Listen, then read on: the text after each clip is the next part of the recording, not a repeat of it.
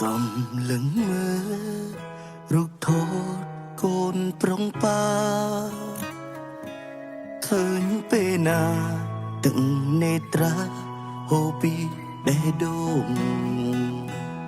លែងបានស្ដាប់សំឡេងកូនយំដងអូន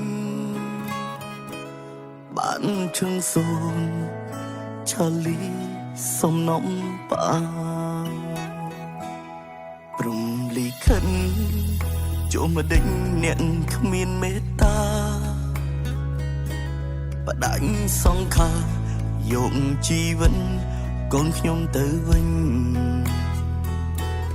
មកពងរត់ទាំងទ្រង់ខ្ញុំពេញស្រឡាញ់ឲ្យចាចេញបែកគ្នាគ្មានថ្ងៃជួបឡើយស្រែកហៅហេតុអ្វីមិនលឺកូនឆ្លើយឆាលីអើយពេលនេះកូននៅទីណារងងារទេពេលមិនបានក្បែរម៉ាំងប៉ាអោលោកកា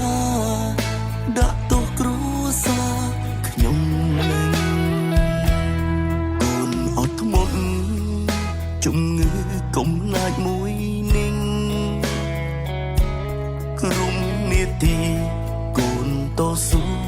បានគ្រប់ឧបសគ្គប៉ាសង្ឃឹមថាកូននឹងប្រសើរខ្លាំងតែខំស្រឡាំងកូនលាទៅពីរហូតហើយាលីអាយកូនជាក្មេងដ៏អស្ចារ្យណាស់ដឹងអត់កូនជាកៅភ្នែករបស់ប៉ាកូនជាខ្យល់ដង្ហើមរបស់ប៉ាតែពេលនេះ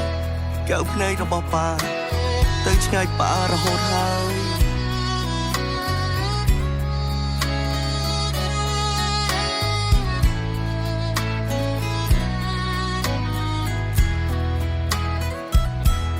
ប៉ាស្រែកហៅហេតុអ្វីមិនលឺកូនឆ្លើយឆាលីអើយពេលនេះកូននៅទីណារងងារទេពេលមិនបានក្បែរម៉ាំងប៉ាអោលោកកា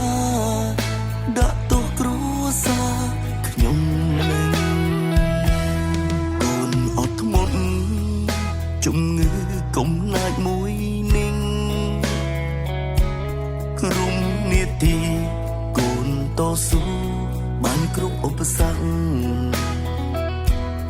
ប៉ាសង្ឃឹមថាកូននឹងប្រសើរខ្លាំងតែខំស្រឡាំងកូនលាទៅពីរហូតហើយឲ្យប៉ាសុំទោសផងណាឆាលីបើសិនជាមានជាតិក្រោយយើងនឹងជួបគ្នាដល់ចាស់ណាកូនណា